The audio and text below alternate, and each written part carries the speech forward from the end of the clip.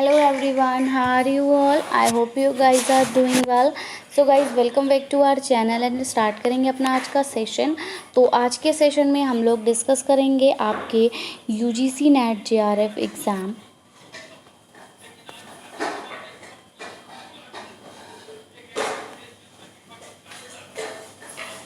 UGC NET JRF exam paper 1 की unit 10 जिसका नाम है हायर एजुकेशन सिस्टम। तो इस पे हायर एजुकेशन सिस्टम पे हम कुछ क्वेश्चंस को डिस्कस कर रहे हैं। तो ऑलरेडी हम इसके 20 क्वेश्चंस डिस्कस कर लिए हैं। आज हम 21 क्वेश्चन से स्टार्ट करेंगे। तो ये सेशन आपके लिए बहुत ज़्यादा इंपॉर्टेंट रहने वाला है। अगर आप भी UGC net exam paper 1 UGC net exam के लिए प्रिपेयर कर रहे हैं तो पेपर 1 जो है वो एक इम्पॉर्टेंट रोल प्ले करता है, क्योंकि पेपर 1 हर सब्जेक्ट वाले कैंडिडेट को देना होता है। सब्जेक्ट स्पेसिफिक आपका पेपर 2 रहता है, लेकिन पेपर 1 जनरल सभी को देना है। तो हम उसी की यूनिट 10 हायर एजुकेशन सिस्टम पे क्वेश्चंस को डिस्कस कर रहे हैं। क्वेश्चंस आपके लिए बहुत ज़्यादा हेल्पफुल रहेंगे। साथ ही मैं आपको एक्स्ट्रा एडिशनल इन्फॉर्मेशन भी यहाँ पे प्रोवाइड करूँगी, सो दैट आपका एक क्वेश्चन के साथ 2-3 क्वेश्चन जो वो प्रिपेयर होते चलें। तो वीडियो को विदाउट स्किप के लास्ट तक ज़रूर से देखना। एंड वन मोर थिंग, अगर अभी तक आपने हमारे चैनल को सब्सक्राइब नहीं किया है या फिर आप हमारे चैनल पर नए हैं तो यूजीसी नेट एग्ज़ाम के प्रिपरेशन के लिए चैनल को सब्सक्राइब कर लें एंड ऑल्सो बेल आइकन भी प्रेस कर दें, ताकि हम अपनी जब भी न्यू वीडियो अपलोड करें तो नोटिफिकेशन सबसे पहले आपको मिल सके। Okay guys, so without wasting much more time let's get started. तो स्टार्ट करेंगे। ऑलरेडी क्वेश्चन नंबर 1 to 20 हम लोग कवर कर चुके हैं। क्वेश्चन नंबर 21 के साथ हम आगे कंटिन्यू करेंगे।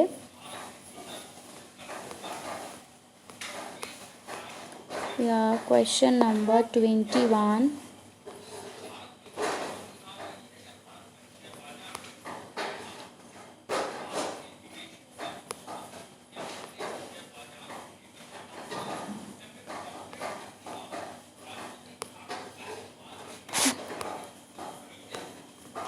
Yes, so here question says that which of the following universities received the Visitors Award for the best central university in India in February 2017। तो मैं अगर बात करूं तो इनमें से कौन सी यूनिवर्सिटी है जिसको 2017 में best university best central university का अवार्ड मिला। आपकी जवाहरलाल नेहरू यूनिवर्सिटी है, या फिर बनारस हिंदू यूनिवर्सिटी है BHU, या फिर तेजपुर यूनिवर्सिटी है, या फिर आपकी यूनिवर्सिटी ऑफ हैदराबाद है। हिंदी में देखेंगे सेम क्वेश्चन। 21वां क्वेश्चन है, फरवरी 2017 में निम्नलिखित में से किस विश्वविद्यालय को भारत में सर्वश्रेष्ठ केंद्रीय विश्वविद्यालय के लिए विजिटर अवार्ड प्राप्त हुआ है? तो ऑप्शंस हैं आपके जवाहरलाल नेहरू विश्वविद्यालय, बनारस हिंदू विश्वविद्यालय, तेजपुर विश्वविद्यालय एंड हैदराबाद विश्वविद्यालय। तो यहाँ पर हमें ये जो 4 विश्वविद्यालय दिए हैं इनके बारे में थोड़ी थोड़ी हम इंफॉर्मेशन ले लेते हैं और उसके बाद हम आपको करेक्ट आंसर यहाँ पर बताएंगे। तब तक आपको वेट करना होगा। वेट करना इन द सेंस कि तब आप एडिशनल इन्फॉर्मेशन सुनोगे। अदरवाइज़ अगर मैं पहले ही आंसर बता दूंगी तो आप स्किप करके आगे बढ़ जाओगे। तो हमारा पहला ऑप्शन था जवाहरलाल नेहरू यूनिवर्सिटी। तो अगर मैं JNU की बात करूँ, ठीक है, इस जवाहरलाल नेहरू यूनिवर्सिटी JNU की बात करूँ तो ये आपकी एक पब्लिक रिसर्च यूनिवर्सिटी है। ये आपकी एक पब्लिक रिसर्च यूनिवर्सिटी है, ठीक है। और ये कहाँ है? तो ये आपकी दिल्ली में लोकेटेड है, ठीक है। पहली बात पब्लिक रिसर्च यूनिवर्सिटी है, दूसरा ये आपके दिल्ली में लोकेटेड है, दिल्ली में लोकेटेड है, ठीक है, इंडिया में ही है।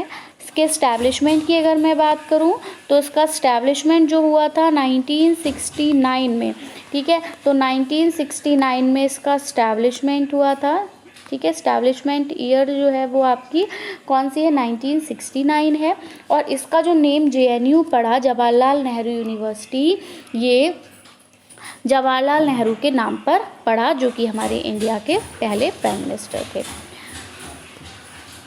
जो ये यूनिवर्सिटी है ये हम कह सकते हैं लीडिंग फैकल्टीज़ के लिए जानी जाती है, रिसर्च एम्फेसिस के लिए जानी जाती है। हमारे सोशल साइंसेस और अप्लाइड साइंसेस पे जो रिसर्चेस होती हैं उनके लिए ये यूनिवर्सिटी बेसिकली जानी जाती है। दूसरा, इसका एक्रेडिटेशन जो है वो किसके द्वारा है, तो वो आपके नाक के द्वारा है। ऑलरेडी हम इसके बारे में डिस्कशन कर चुके हैं।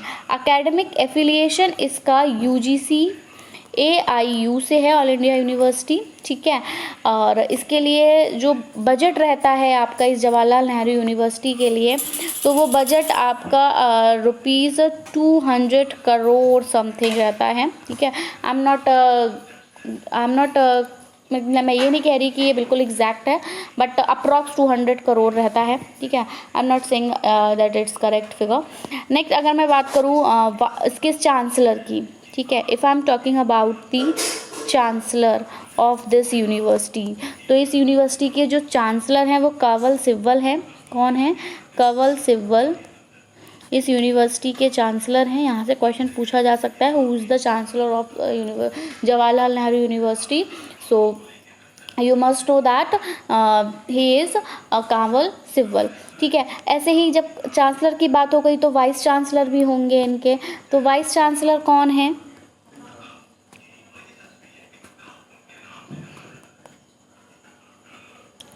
वाइस चांसलर हैं आपके संती श्री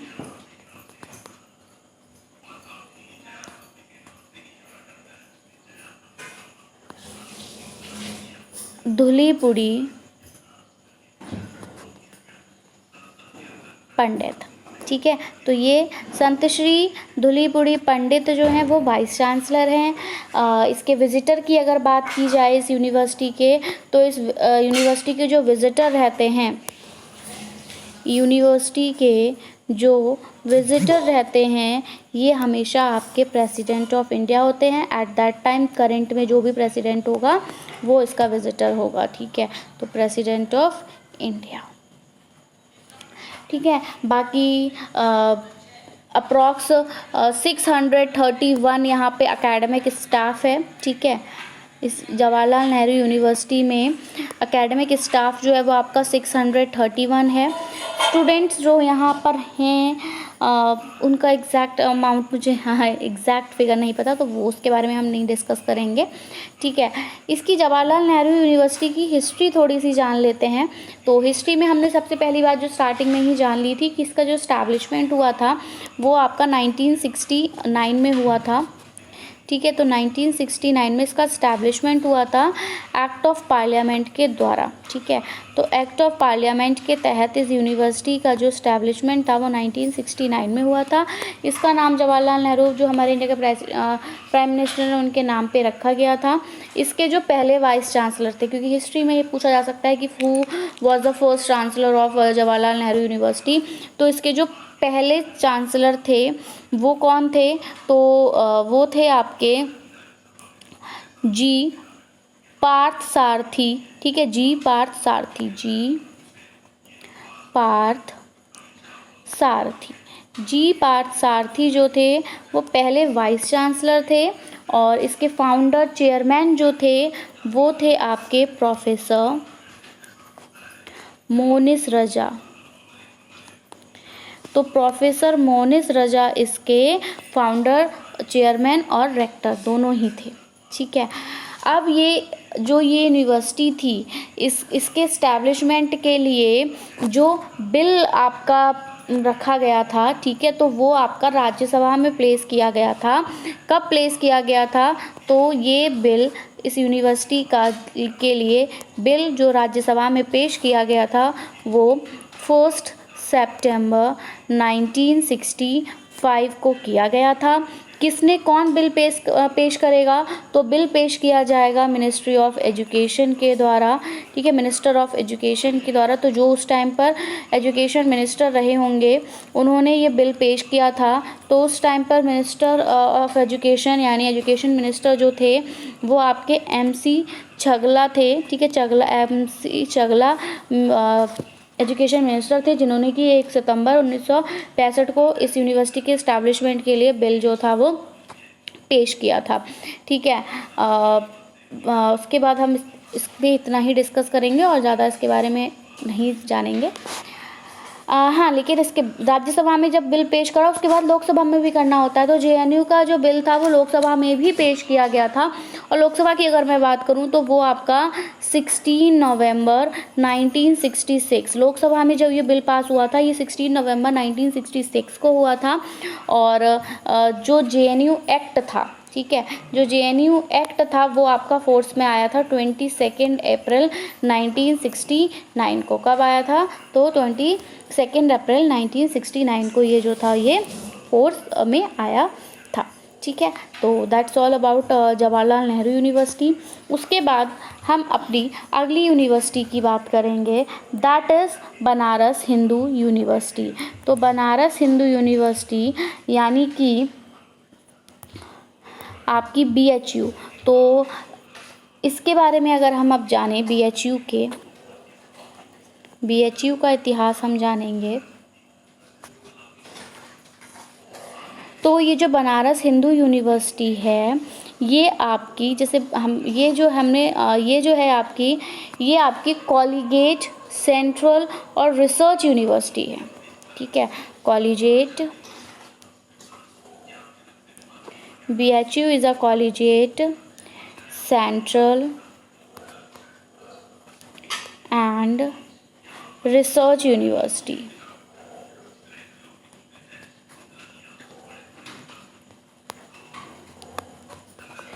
ठीक है, लोकेशन कहाँ है इसकी, तो it is located in Varanasi. हम सभी को पता है उत्तर प्रदेश, वाराणसी में ये सिचुएटेड है, ठीक है। और इसको फाउंड किया गया था या ये जो थी ये यूनिवर्सिटी 1916 में फाउंडेड हुई थी, ठीक है।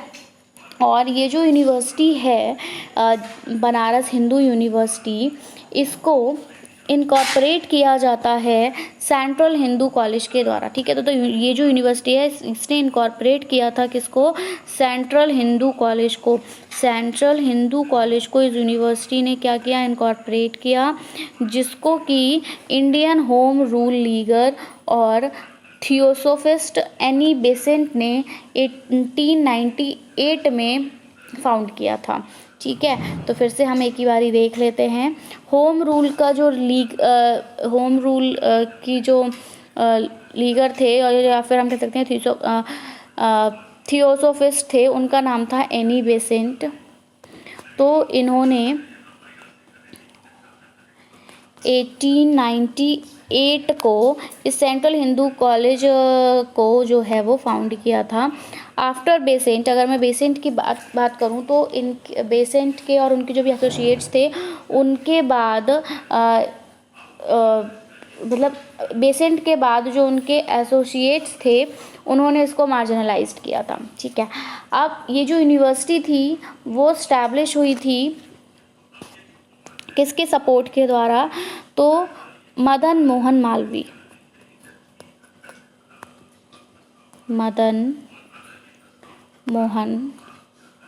मालवीय के सपोर्ट के द्वारा इस यूनिवर्सिटी को क्या किया था, स्टैब्लिश किया था। हम कह सकते हैं कि ये जो यूनिवर्सिटी थी ये मदन मोहन मालवीय के द्वारा स्टैब्लिश की गई थी। इनके साथ साथ मदन मोहन मालवीय के साथ और लोगों का भी यहाँ पर सपोर्ट रहा था या इन्वॉल्वमेंट रहा था। उनमें आपके बनारस के महाराजा आते थे जिनका नाम था प्रभु नारायण सिंह। तो बनारस के महाराजा थे जिनका नाम प्रभु नारायण सिंह था, वो भी इस बनारस हिंदू यूनिवर्सिटी के इस्टेब्लिशमेंट में इन्वॉल्व थे, उन्होंने अपना सपोर्ट दिया था। और एक लॉयर थे जिनका नाम है सुंदरलाल, लॉयर थे जिनका नाम था सुंदरलाल। तो इन्होंने अपना सपोर्ट दिया था इस यूनिवर्सिटी के इस्टेब्लिशमेंट में। क्लियर है। अब जो BHU है, ठीक है, अगर मैं अब बात करूं इस BHU बनारस हिंदू यूनिवर्सिटी की, तो ये आपकी लार्ज एशिया की, हम कह सकते हैं एशिया की लार्जेस्ट रेसिडेंशियल यूनिवर्सिटी बन चुकी है। ठीक है, एशिया की लार्जेस्ट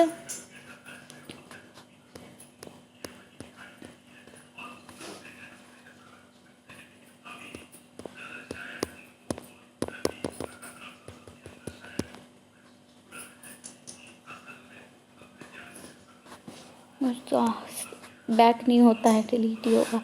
चलिए, तो ये जो BHU है ये आपकी एशिया की लार्जेस्ट रेसिडेंशियल यूनिवर्सिटी बन चुकी है।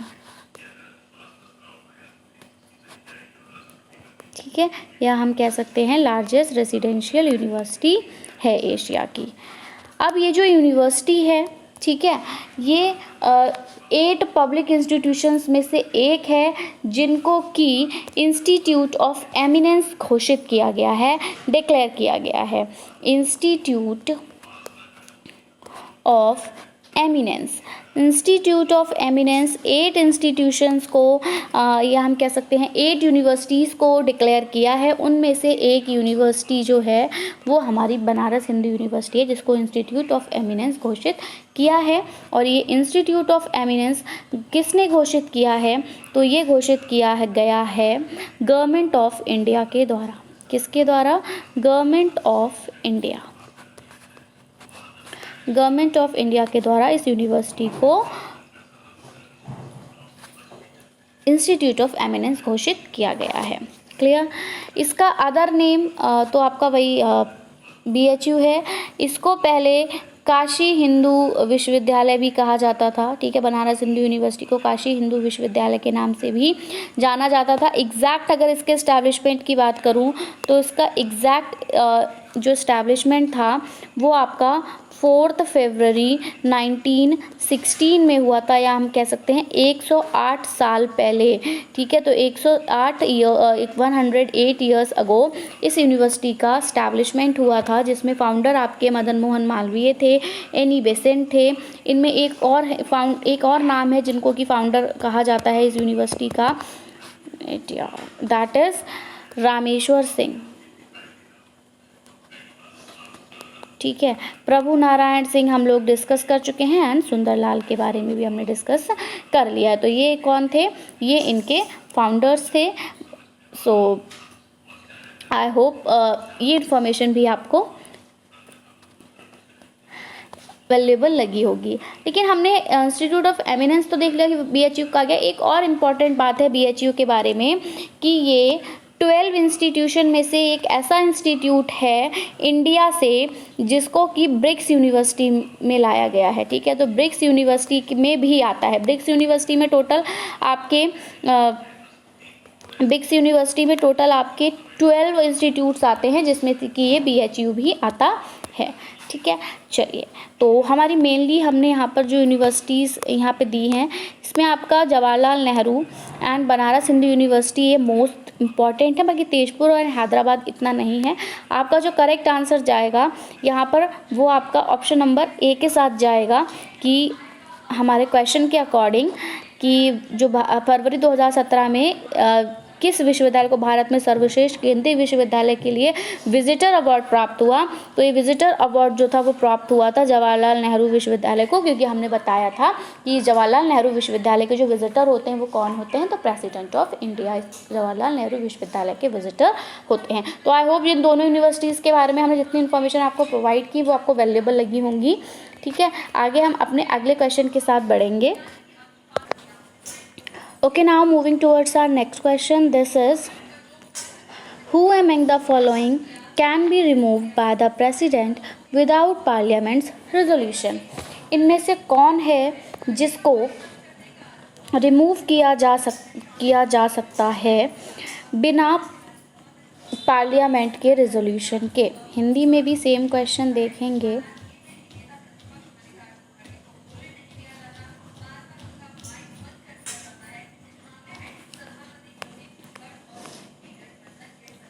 निम्नलिखित में से किसे संसद के प्रस्ताव के बिना राष्ट्रपति द्वारा हटाया जा सकता है? उच्च न्यायालय के न्यायाधीश को, किसी राज्य के राज्यपाल को, मुख्य चुनाव आयुक्त को या नियंत्रक एवं महालेखा परीक्षक को। तो यहाँ पर जो आपका करेक्ट आंसर जाएगा goes with option number 2, that is governor of A state. तो किसी भी राज्य का जो राज्यपाल होता है उसको प्रेसिडेंट के द्वारा हटाया जा सकता है बिना पार्लियामेंट के रेजोल्यूशन के। ठीक है, तो अब थोड़ा सा डिस्कशन कर लेते हैं, एडिशनल इन्फॉर्मेशन यहाँ पे हम आपको प्रोवाइड करा देते हैं। तो अगर मैं बात करूँ रिपब्लिक ऑफ इंडिया की, तो रिपब्लिक ऑफ इंडिया में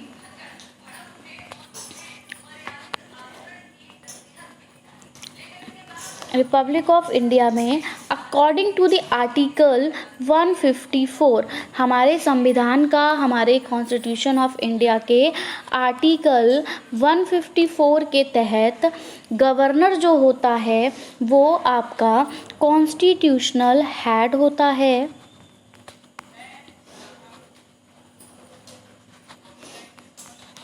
कॉन्स्टिट्यूशनल हेड होता है, ठीक है, हर स्टेट में। ठीक है, हर स्टेट का, तो हमारे 28 स्टेट्स हैं, तो हर स्टेट में हमें एक गवर्नर देखने को मिलता है जो कि कौन होता है, कॉन्स्टिट्यूशनल हेड होता है 28 स्टेट्स में से हर स्टेट्स का।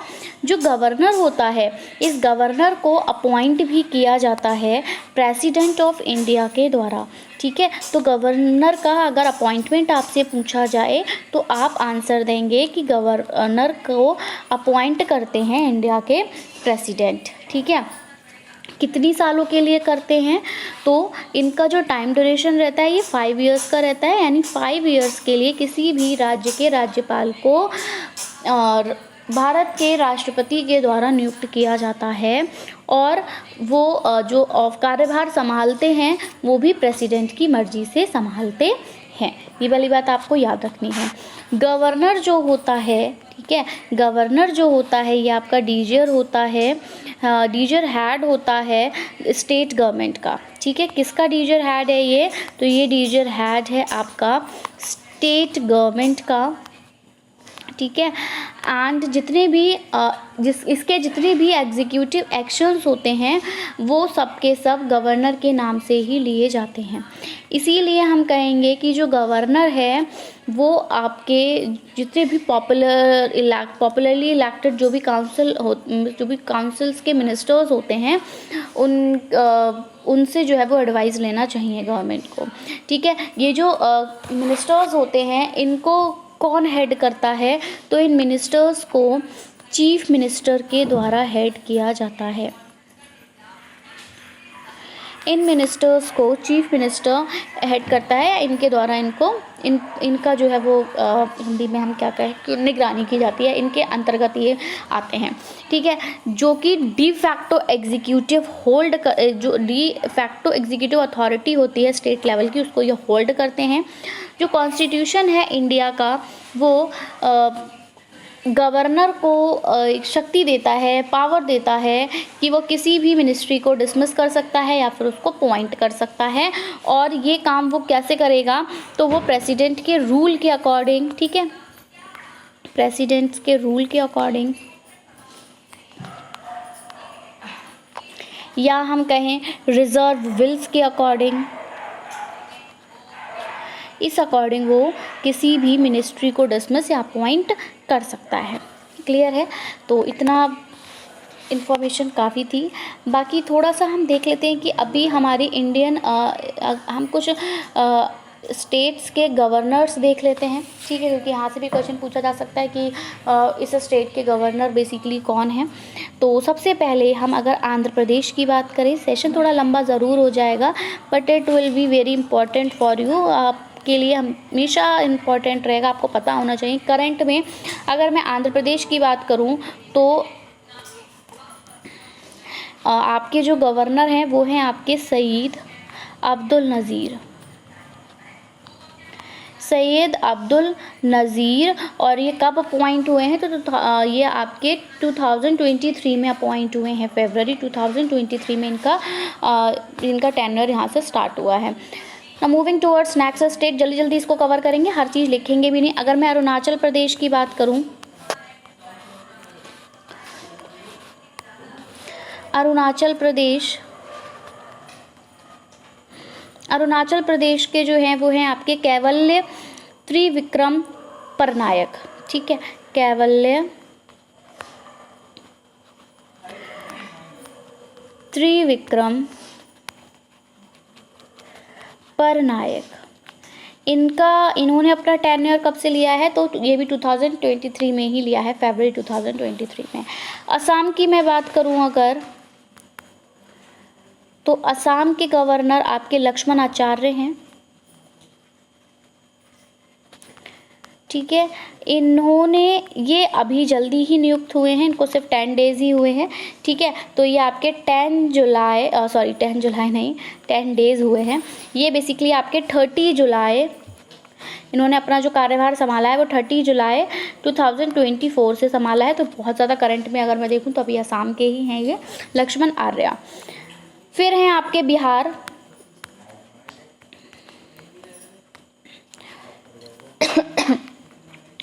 बिहार के ये भी 23 में अपॉइंट हुए हैं राजेंद्र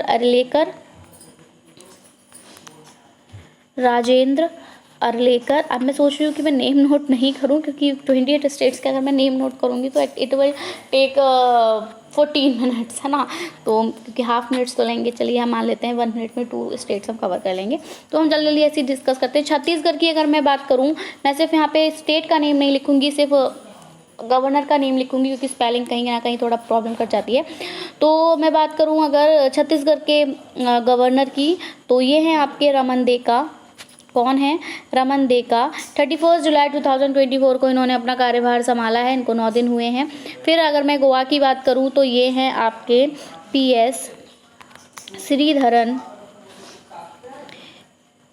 श्रीधरन पिल्लाई, ठीक है। इन्होंने भी अभी रिसेंटली 15 जुलाई, ये जो है इनको 3 साल हो गया है। ये 15 जुलाई 2021 को इन्होंने अपना कार्यभार संभाला था। 5 साल का ड्यूरेशन था, यानी कि 2 साल बाद इनको डिसमिस कर दिया जाएगा। नेक्स्ट अगर हम गुजरात की तरफ बढ़ेंगे, तो गुजरात में जो हैं आपके वो आचार्य देवव्रत हैं, ठीक है, जिनको कि 5 इयर्स हो चुके हैं। ये 2019 से अपॉइंटेड हैं। फिर आपके हरियाणा है, हरियाणा के आपके बंडारू दत्तात्रेय, ठीक है, ये हैं गवर्नर, जो कि ये 15 जुलाई 2021 को इन्होंने भी अपना कार्यभार संभाला था। फिर आपके हिमाचल प्रदेश के जो अगर हैं, तो ये हैं आपके शिव प्रताप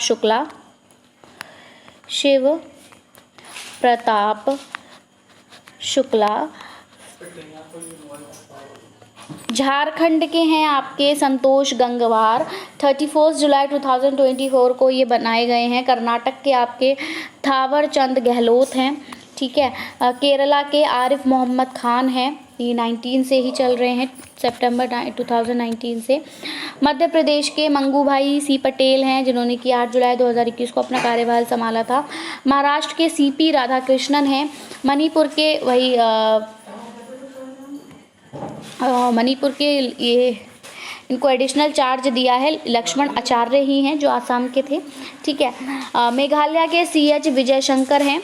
एंड मिजोरम के कम भामपति हरिबाबू हैं। नागालैंड के LA गणेशन हैं। ओडिशा के रघुवर दास हैं। पंजाब के गुलाबचंद कटारिया। राजस्थान के हैं आपके हरिभाऊ बगाड़े। सिक्किम के हैं ओम प्रकाश माथुर। And Tamil Nadu RN Ravi. तेलंगाना के हैं जिष्णुदेव वर्मा। त्रिपुरा के हैं आपके ये नल्लू इंद्रसेन रेड्डी। एंड उत्तर प्रदेश हम सभी को पता है, उत्तर प्रदेश की जो गवर्नर हैं वो हैं आपके आनंदीबेन पटेल, ठीक है। एंड ये भी आपकी 2019 से अपॉइंटेड हैं। एंड उत्तराखंड के हैं गुरमीत सिंह। एंड वेस्ट बंगाल के हैं आपके CV आनंद बोस। क्लियर है? चलिए आगे बढ़ेंगे अगले क्वेश्चन की तरफ। क्वेश्चन नंबर 23 देखेंगे। And question number 23 of this session says that which of the following comes with in the ambit of the term corruption. Corruption के एम्बिट में कौन आता है? इनमें से। तो मिसयूज़ ऑफ ऑफिशियल पोजीशन, आपकी जो भी ऑफिशियल पोजीशन है आप उसका मिसयूज़ कर रहे हो। And deviation from rules laws and norms, जो भी रूल्स हैं, जो भी लॉज हैं, जो भी नॉर्म्स हैं, उनसे आप डेविएट हो रहे हो। Non action when action is required, जब एक्शन की ज़रूरत है तब आप एक्शन नहीं कर रहे हो। या फिर हार्म टू पब्लिक गुड, तो बिल्कुल जो एम्बिट ऑफ करप्शन के तहत आता है that is harm to public good. So option number 4 is the correct answer. Hindi में सॉरी यहाँ हमको कोड सिलेक्ट करना है। ठीक है। तो select the correct answer from the given below. तो करेक्ट आंसर हमारा ऑप्शन नंबर 4 ही है, A, B, C and D। तो जितनी भी स्टेटमेंट्स थी ये सारी ही रिगार्डिंग करप्शन आपकी सही थी। ठीक है, कौन कौन सी थी? Like misuse of official position की एम्बिट ऑफ करप्शन में आप अपनी ऑफिशियल पोजीशन का मिसयूज़ करते हो। लाइक आप किसी भी एक ऐसे पोजीशन पे हो तो उस पोजीशन का आप फ़ायदा उठा के दूसरों से अपना काम निकलवा रहे हो। ठीक है, आपने ऑफिशियल पोजीशन जो आपका काम है वो काम ना करके आप कोई एक्स्ट्रा काम करा रहे हो। ठीक है, डेविएशन फ्रॉम रूल्स, लाइक मान लीजिए आपके पास एक मैं पहले वाले की बता रही हूँ, मिसयूज़ में जैसे आप कोई भी आप पोजीशन पे हो तो आपको कोई भी अगर मान लीजिए कि आपके जैसे आपका कोई असिस्टेंट आपको मिल रहा है, वो आपको मिल रहा है आपके पोजीशन वर्क के लिए, ऑफिशियल वर्क के लिए, और आप उसको ऑफिशियल वर्क ना करा के आप उसको अपने घर का काम करा रहे हो, तो दैट इज़ आप अपने ऑफिशियल पोजीशन का मिसयूज़ कर रहे हो। जो भी रूल्स, जो भी लॉज, जो भी नॉर्म्स हैं आपकी पोजीशन के, उससे आप अलग हट के कुछ कर रहे हो। ठीक है, जब एक्शन की ज़रूरत थी तब आप एक्शन नहीं ले रहे हो। लाइक मान लीजिए कि आप एक पुलिस इंस्पेक्टर हैं, आपके कोई रिलेटिव है, वो क्रिमिनल है और आप जान रहे हो कि ये भैया मेरा बहुत क्लोज रिलेटिव है, तो आपको एक्शन लेना चाहिए उसके अगेंस्ट, बट आप नहीं ले रहे हो। तो that is non action when action is required and आप पब्लिक गुड को क्या कर रहे हो? हार्म कर रहे हो। तो ये सारे ही ऑप्शन यहाँ पर सही हो जाएंगे। तो यहाँ पे हमारा करेक्ट कोड ऑप्शन नंबर 4 के साथ जाएगा। हिंदी में भी देखेंगे सेम क्वेश्चन। तो निम्नलिखित में से कौन सा भ्रष्टाचार शब्द के दायरे में आता है? तो भ्रष्टाचार शब्द के दायरे में आधिकारिक पद का दुरुपयोग आता है, नियमों, कानूनों, मानदंडों में विचलन आता है, कार्रवाई की आवश्यकता होने पर कार्रवाई ना करना आता है, और जनता की भलाई को नुकसान पहुंचाना आता है। Now moving towards our next question, and this question says that India has the largest higher education system in the world after। हम अपनी इंडिया को कहते हैं कि वर्ल्ड में इंडिया के पास लार्जेस्ट हायर एजुकेशन सिस्टम है वर्ल्ड में, लेकिन किस कंट्री के बाद है? यूनाइटेड स्टेट्स ऑफ अमेरिका के बाद है, ऑस्ट्रेलिया के बाद है, चाइना के बाद है, या फिर यूनाइटेड किंगडम के बाद है? करेक्ट आंसर आपको यहाँ से कोड में सिलेक्ट करना है। ठीक है, कि किसके बाद है। यहाँ पे देख लेंगे, निम्नलिखित के बाद भारत में विश्व की सबसे बड़ी उच्च शिक्षा प्रणाली है, किसके बाद है? तो संयुक्त राज्य अमेरिका, ऑस्ट्रेलिया, चीन, यूनाइटेड किंगडम, ये 4 हैं। इनमें से किसके बाद भारत का नाम आता है? तो भारत के नाम की अगर मैं बात करूं तो भारत का जो नंबर है, एक तो ये आपके यूनाइटेड स्टेट्स ऑफ अमेरिका के बाद आता है, दूसरा चाइना। तो इन दोनों के बाद जो है वो इंडिया की हायर एजुकेशन सिस्टम इंडिया में है। अब थोड़ा सा जो है वो हम यूनाइटेड स्टेट और चाइना के बारे में डिस्कस कर लेते हैं, बस इतना ही काफ़ी है इस क्वेश्चन के लिए।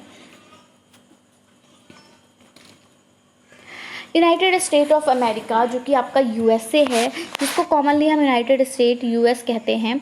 ठीक है, या फिर हम अमेरिका भी इसको कहते हैं। तो ये एक कंट्री है जो कि आपके नॉर्थ अमेरिका में लोकेटेड है। ठीक है, ये कंट्री जो यूएसए है, it is located in north America.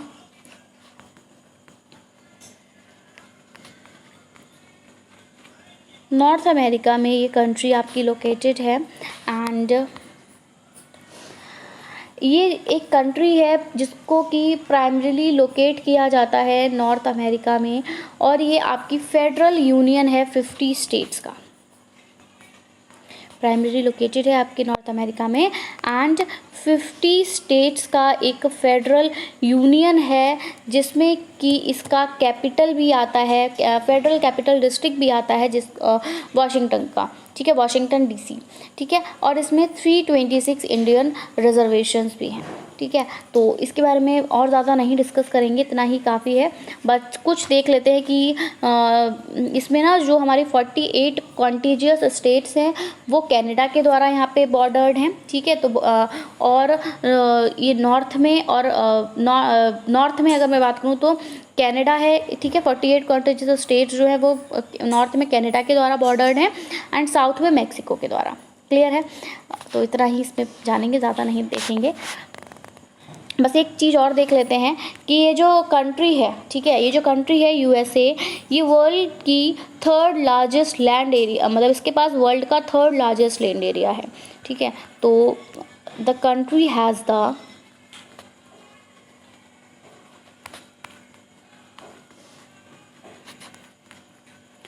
Third largest, तो लैंड एरिया की अगर मैं बात करूं तो इसके पास में दुनिया का तीसरे नंबर पे सबसे ज़्यादा लैंड एरिया इसके पास है। और इकोनॉमिक जोन में, एक्सक्लूसिव इकोनॉमिक जोन में ये 2nd लार्जेस्ट है, मतलब अच्छी कंट्री है। देख लो, जो 3rd लार्जेस्ट है लैंड एरिया में, 2nd लार्जेस्ट है एक्सक्लूसिव इकोनॉमिक जोन में, and 3rd largest he population में भी है, ठीक है। तो ये कुछ इसके पॉइंट्स थे। चलिए, अब हमारे पास एक दूसरी स्टेट थी जिसका हायर एजुकेशन सिस्टम में भी आगे है। अब चाइना, ठीक है, चाइना भी एक ऐसी कंट्री है जिसका जो भी हायर एजुकेशन सिस्टम है हमारी इंडिया से पहले है। तो थोड़ा सा चाइना के बारे में भी जान लेते हैं, ठीक है। चाइना, जिसको चीन भी कहा जाता है, तो ये आपकी ईस्ट एशिया की कंट्री है। China is the country of east Asia, ठीक है, ईस्ट एशिया की कंट्री, या फिर हम ईस्ट एशिया में ये कंट्री है जिसकी पॉपुलेशन जो है वो 1.4 बिलियन को एक्सीड कर चुकी है, और ये 2nd मोस्ट पॉपुलस कंट्री है, ठीक है। एशिया में इंडिया के बाद 2nd मोस्ट पॉपुलस कंट्री है, जो कि आपका हम कह सकते हैं कि वर्ल्ड की पॉपुलेशन का, पूरी दुनिया की पॉपुलेशन का 17.4% जो है रिप्रेजेंट करती है, ठीक है। तो चाइना के बारे में तो हम ज़्यादा नहीं डिस्कस करेंगे। बाकी हाँ, जैसे हमने पढ़ा कि USA जो थी वो 3rd लार्जेस्ट कंट्री थी लैंड एरिया में, ऐसे ये भी आपकी जो है वो 3rd लार्जेस्ट कंट्री है लैंड एरिया में। कंट्री जो है ये वाली, ये आपकी 33 प्रोविंस लेवल डिविजन्स में डिवाइडेड है एंड 22 प्रोविंसेस में डिवाइडेड है। 5 इसमें ऑटोनॉमस रीजन्स हैं और इसमें 4 म्यूनसिपैलिटीज़ हैं, ठीक है। 2 इसमें semi autonomous special administrative regions हैं। और इसके कैपिटल की अगर मैं बात करूँ, when I am talking about its capital, so its capital is Beijing, ठीक है। तो ये कंट्री की कैपिटल है। जबकि संघाई जो है वो हम कह सकते हैं, संघाई इस चाइना में बहुत ज़्यादा मोस्ट पॉपुलस सिटी है, ठीक है, अर्बन एरिया की, और लार्जेस्ट फाइनेंशियल सेंटर भी है ये संघाई, ठीक है। तो ये कुछ इम्पोर्टेंट था इसके बारे में, एंड आई होप इससे ज़्यादा हमें इसके बारे में डिस्कस नहीं करना चाहिए। क्रेडल्स ऑफ सिविलाइजेशन कंसीडर किया जाता है चाइना को, एक एक्स्ट्रा इन्फॉर्मेशन है, ये कर लेते हैं। क्रेडल्स ऑफ सिविलाइजेशन चाइना को कहा जाता है, चाइना को क्रेडल्स ऑफ सिविलाइजेशन की तरह कंसीडर किया जाता है। So that's it. I hope आपको क्वेश्चन समझ में आया होगा। आगे बढ़ जाएंगे अपने अगले क्वेश्चन की तरफ, देख लेंगे सेशन का next question. So the next question, that is question number 25. This question says that Prime Minister Research Fellowship is for a student pursuing PhD program in.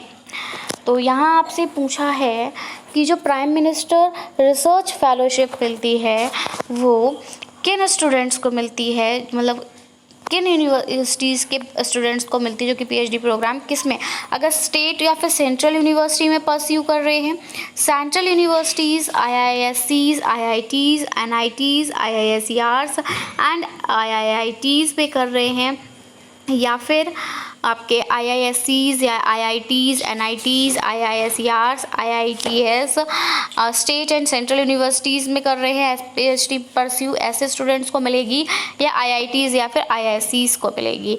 तो भैया जो प्राइम मिनिस्टर रिसर्च फेलोशिप है वो आपकी IITs और IISCs वाले institute में जो स्टूडेंट परस्यू कर रहे होंगे PhD उनको मिलेगा। सो ऑप्शन नंबर 4 यहाँ पर करेक्ट हो जाएगा। हिंदी में भी देख लेंगे सेम क्वेश्चन। तो प्रधानमंत्री रिसर्च फेलोशिप निम्नलिखित में PhD कार्यक्रम करने वाले क्षेत्रों के लिए है। किसमें आप PhD कार्यक्रम करते हैं जब, तो आपको प्रधानमंत्री रिसर्च फेलोशिप मिलती है, तो जब आप IIT या फिर IISCs में करते हैं तब आपको प्रधानमंत्री research fellowship, prime minister research fellowship मिलती है। क्लियर है? Now moving towards our next question.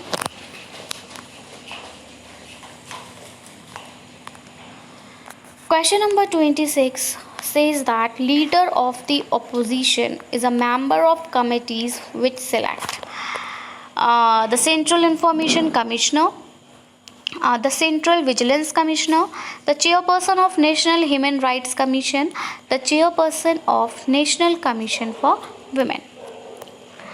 Correct code यहाँ से आपको सिलेक्ट करना है सेम क्वेश्चन के लिए। तो आपका जो करेक्ट आंसर जाएगा here goes with option number 2, that is A, B and C only. तो A, B and C statements यहाँ पर सही हैं, like the central information commissioner and central vigilance commissioner and chairperson of national human rights commission.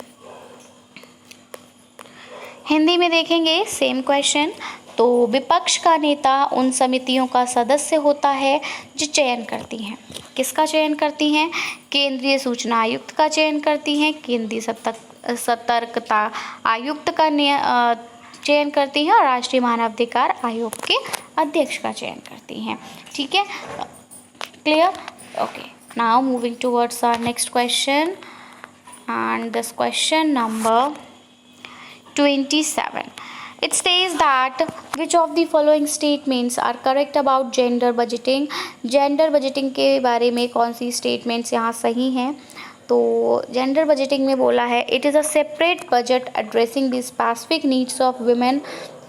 Gender budgeting जो है वो एक separate budget है जो कि विमेंस की स्पेसिफिक नीड्स को एड्रेस करता है। या it assesses the impact of the government budget on women. Women पे जो गवर्नमेंट बजट रखा गया है उस पे उससे होने वाले इम्पैक्ट को ये असेस करता है।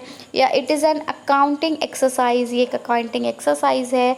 या it is another budgeting innovation, या ये कोई और बजटिंग इनोवेशन है। यहाँ हमें करेक्ट कोड आपका सिलेक्ट करना है। करेक्ट कोड इसमें से कौन सा रहेगा? तो here the correct answer goes with option number first, that is B and D only. तो बी एंड डी स्टेटमेंट क्या कहता है? ये कहता है आपका कि ये क्या करता है, ये जो भी गवर्नमेंट बजट पर जो गवर्नमेंट बजट है विमेंस पे उस पे जो उसका जो इम्पैक्ट है ये उसको असेस करता है एंड ये दूसरा बजटिंग इनोवेशन है।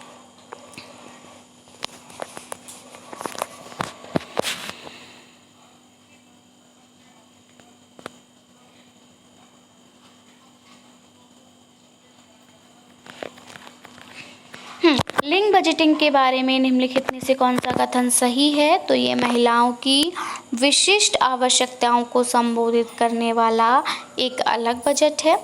ये महिलाओं पर सरकारी बजट के प्रभाव का आकलन करता है। यह एक लेखांकन अभ्यास है।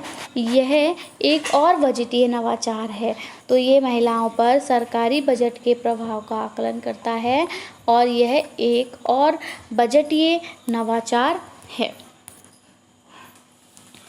आगे बढ़ेंगे, देखेंगे सेशन का next question. Question number 28. Question number 28 says that which of the following are the barriers to citizen-centric administration in India?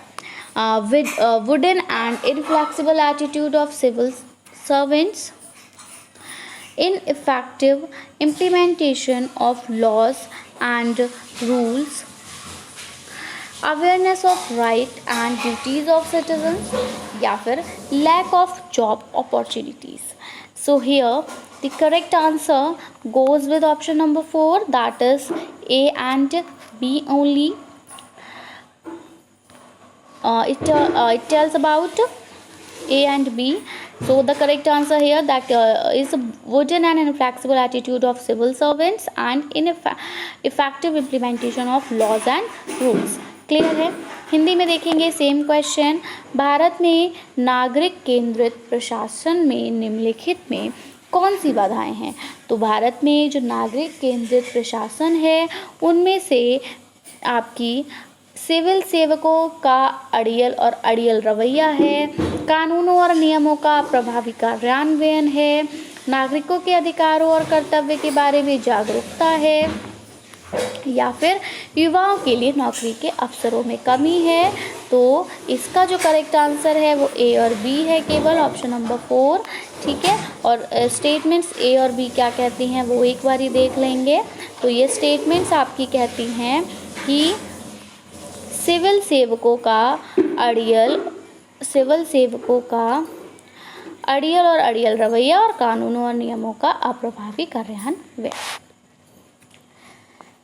चलिए, now next moving towards our last question, last but not the least, and this question is about NEP 2020। यहाँ आपसे बहुत easy सा question है, सिर्फ NEP 2020 का आपसे structure पूछ लिया है। ठीक है, तो ये क्वेश्चन कहता है the new curricular and pedagogical structure of school education as proposed by NEP 2020 is. तो NEP 2020 में जो स्कूल एजुकेशन है उसके लिए कौन सा पेडागोजिकल स्ट्रक्चर, न्यू करिकुलर या पेडागोजिकल स्ट्रक्चर प्रपोज किया गया है। 5+3+2+2, 5+3+3+4, 2+5+3+4, 2+5+3+2। जैसे पहले हम पढ़ते थे ना ये 10+2, तो अब ये 10+2 ना होके ये क्या है, ये है आपका 5+3+3+4। क्या है, 5+3+3+4। सो ऑप्शन नंबर 2 यहाँ पे करेक्ट हो जाएगा। Talking about the additional information about NEP, क्योंकि बहुत इंपॉर्टेंट है NEP 2020। तो ये जो नेशनल एजुकेशन पॉलिसी है इंडिया की 2020, इसको यूनियन कैबिनेट ऑफ इंडिया ने 29 जुलाई 2020 को क्या किया, स्टार्ट किया। ठीक है, और इसका जो उद्देश्य रहा वो रहा कि हम क्या करें, हम कह सकते हैं एक नया विज़न था ये न्यू एजुकेशन सिस्टम का इंडिया में। ठीक है, NEP के तहत न्यू एजुकेशन सिस्टम हमारी इंडिया में आया, जो कि 29 जुलाई 2020 को यूनियन कैबिनेट ऑफ इंडिया के द्वारा स्टार्ट किया गया। ये जो नई पॉलिसी आई, इसने पुरानी जो भी हमारी नेशनल पॉलिसी थी एजुकेशन की 1986 की जो शिक्षा नीति थी उसको रिप्लेस किया। ठीक है, ये जो पॉलिसी थी NEP 2020 की, ये एक कॉम्प्रिहेंसिव फ्रेमवर्क है एलिमेंट्री एजुकेशन का। एलिमेंट्री एजुकेशन के लिए ये एक कॉम्प्रिहेंसिव फ्रेमवर्क है ये NEP 2020, एज वेल एज ये जो आपकी वोकेशनल ट्रेनिंग या फिर हायर एजुकेशन है जो कि आपकी बहुत रूरल अर्बन एरियाज़ में होती है, उसके लिए भी एक कॉम्प्रिहेंसिव फ्रेमवर्क है। ये जो पॉलिसी है इसका उद्देश्य है कि ये इंडिया का जो एजुकेशन सिस्टम है उसको 2030 तक क्या कर दे, ट्रांसफॉर्म कर दे। तो इसका उद्देश्य इंडिया के एजुकेशन सिस्टम को 2030 तक ट्रांसफॉर्म करना है। ठीक है, बाकी अगर मैं बात करूं तो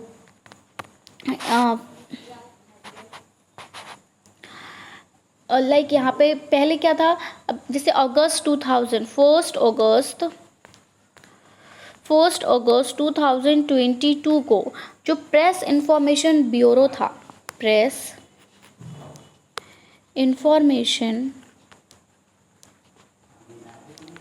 ब्यूरो, उसने इन्फॉर्म्ड किया कि according to the unified district information system for education plus, that is UDIS plus 2021, over 28 languages इसका यूज़ किया जाएगा टीचिंग एंड लर्निंग में इन ग्रेड्स 1 to 5। ठीक है, 28 लैंग्वेजेस यहाँ पे क्या कौन कौन सी थी, आसामीज़ थी, बंगाली थी, गुजराती थी, हिंदी थी, कन्नड़, कोंकणी, मलयालम, मैथिली, मराठी, नेपाली, ओडिया, पंजाबी, संस्कृत, मणिपुरी, सिंधी, तमिल, तेलुगु, उर्दू, इंग्लिश, बोडो, खासी, गारो, मीज़ो, फ्रेंच, हमार, करवी, संथाली, बोडी एंड पुर्गी। तो ये 28 लैंग्वेजेस थी। जो न्यू एजुकेशन पॉलिसी थी स्कूल एजुकेशन के लिए, वो आपकी जिस जनरल फार्मूला पे बेस्ड थी, वो जनरल फार्मूला था 5+3+4, as we have already discussed about it. ठीक है, एंड इससे क्या हुआ, इसने स्टूडेंट्स को एम्फसाइज़ किया। ठीक है, इसने स्टूडेंट्स को एम्फसाइज़ किया कि वो जो स्टूडेंट्स हैं वो स्ट्रॉन्ग फाउंडेशन गेन करेंगे इस स्ट्रक्चर के तहत बेसिक एजुकेशन में, बिना लैंग्वेज बैरियर्स के प्रेशर के। हम बच्चे को ये आया नैप में ही बताया कि बच्चे को बच्चे की मातृभाषा में पढ़ाना है। जो भी बच्चे की मदर टंग है उसी मदर टंग में हम बच्चे को पढ़ाएंगे। तो एज सच यहाँ पे कोई लैंग्वेज बैरियर का प्रेशर नहीं रखा गया। ठीक है, यहाँ पे बोला कि आपको इंश्योर करना है लैंग्वेज बैरियर्स को हटाते हुए ये लर्निंग आपको क्लास 5th तक रखनी है। ठीक है, एंड हायर एजुकेशन की अगर मैं बात करूँ तो वहाँ पे मेजर चेंजेस आपको फ्रेमवर्क में देखने को मिले। साथ ही वहाँ पे आपको फास्ट ट्रैक प्रोग्राम्स, ठीक है, फास्ट ट्रैक प्रोग्राम्स, जो फास्ट ट्रैक प्रोग्राम्स थे इनका इंट्रोडक्शन आपको हायर एजुकेशन सिस्टम में देखने को मिला। इंटरनेशनली उसको एक्सक्लरेटेड बैचलर्स डिग्री कहा जाता है और शॉर्ट मास्टर्स डिग्री कहा जाता है। ये जो मॉडर्न डिग्री स्ट्रक्चर हैं, ठीक है, इनको अलाइंड किया गया आपका रैपिडली जो भी हमारी नीड्स इन्वॉल्व हो रही थी उनको ध्यान में रखते हुए। ठीक है, और नेशनल एजुकेशन सिस्टम के बारे में, हायर एजुकेशन के बारे में ही अगर मैं बताऊं तो इसमें सेमेस्टर सिस्टम आ गया। लाइक पहले आपका सेमेस्टर सिस्टम नहीं था। ठीक है, तो सेमेस्टर सिस्टम यहाँ पे किया गया। और बाकी और इतना ज़्यादा हम इसके बारे में नहीं, मेन इतना ही इम्पोर्टेंट था कि ये यूनियन कैबिनेट ऑफ इंडिया के द्वारा 29 जुलाई 2020 को जो है वो स्टार्ट की गई थी। इसने आपकी जो नेशनल एजुकेशन पॉलिसी 1986 थी उसको इन्होंने रिप्लेस कर दिया था। ठीक है, सो बाकी हाँ एक बात ये भी ध्यान रखनी है कि ये किसकी अध्यक्षता में ये जो है आप कह सकते हो कि नेशनल एजुकेशन पॉलिसी किसकी अध्यक्षता में रखी गई है। इसके अध्यक्ष की बात अगर मैं करूँ तो वो हैं आपके कृष्ण स्वामी कस्तूरी रंगन। ठीक है, सो इतना ही काफ़ी है। So that's it from my side. आगे अगले क्वेश्चन अभी नहीं, क्योंकि हिंदी में इस क्वेश्चन को नहीं देखा है। एडिशनल इन्फॉर्मेशन प्रोवाइड करा दी थी एज सच। क्या हुआ,